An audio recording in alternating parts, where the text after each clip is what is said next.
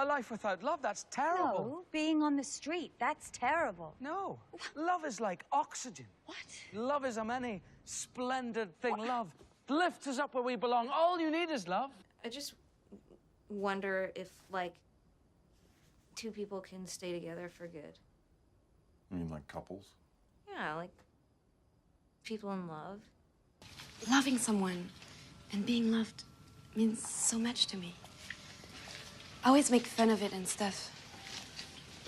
But isn't everything we're doing in life a way to be loved a little more? Love is an experience everyone desires, but not everyone obtains. Expectations created by romance-driven movies have influenced our search for the person of a lifetime, leaving us speculative and uncertain of what is truly reasonable to ask of a partner.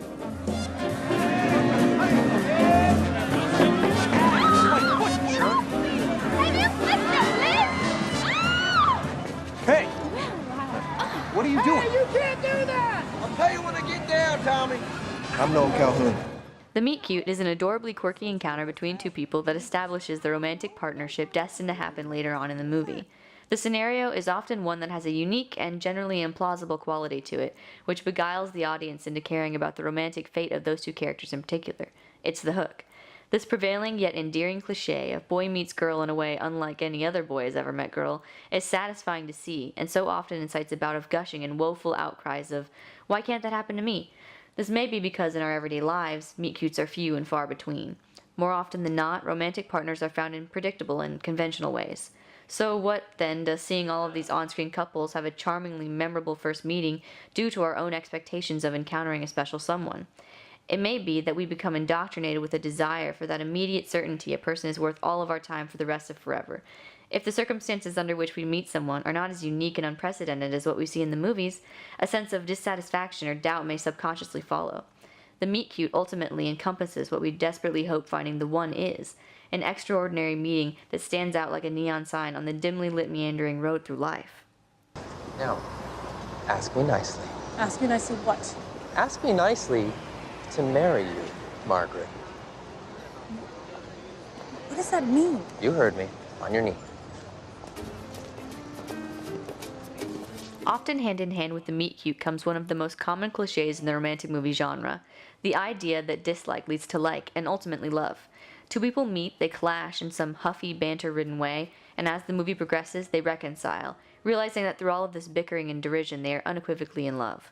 Other than being a key plot device to create intriguing conflict within any romance-driven movie, this hackneyed formula has to have some appeal on a psychological level that leads to certain expectations about our real-life interactions. When two attractive people are at each other's throats spewing clever yet disparaging one-liners, there's excitement and tension that builds within us as viewers. We relish their disagreements because, based on the trend of the genre, we have an awareness that the venom will turn to sweet nectar by the time the credits roll.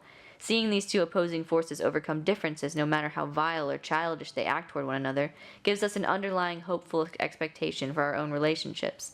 No matter how much we argue or fundamentally do not get along in the slightest, these types of movies feed us the notion that not only is everything insurmountable if there is a bit of sexual tension and wittiness involved, but also that people who outwardly seem incompatible can find enough matching puzzle pieces within each other to make it work. Perhaps even more prevalent than the dislike leads to like romance stereotype is the promise of happily ever after. When two love interests who have overcome some obstacle throughout the course of the film finally reach those last few minutes during which they ride off into the proverbial or sometimes literal sunset, we as the viewers get what we primarily came to see, a perfect and emotionally satisfying conclusion. The movie does not broach the topic of post-fade-to-black life for these characters who we've fallen in love with as they have fallen in love with each other, which allows us to maintain the belief that they became wizened, curmudgeonly senior citizens together. This optimistic takeaway is not necessarily one to be criticized, but the way it is reached often involves faulty conflict resolution based on grand gestures or kissing mid-rant.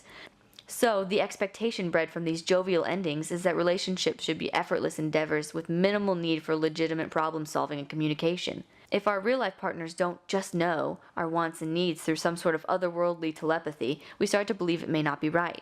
We all want to live happily ever after, but the romances of movies don't let on that constant effort and attention are required to nurture an everlasting bond. Is it possible? Does the romance of movies have to be a product of fiction? Are the expectations invited really so unreasonable? Despite the shortcomings that exist within any motion picture romance, There are nuggets amidst the negative that are desirable and even obtainable if you do not settle into complacency. Love doesn't have to be conventional and humdrum. Love can be just as spontaneous, thrilling, and life-altering as the movies portray it to be, if your heart is free of caution and ready to take the plunge.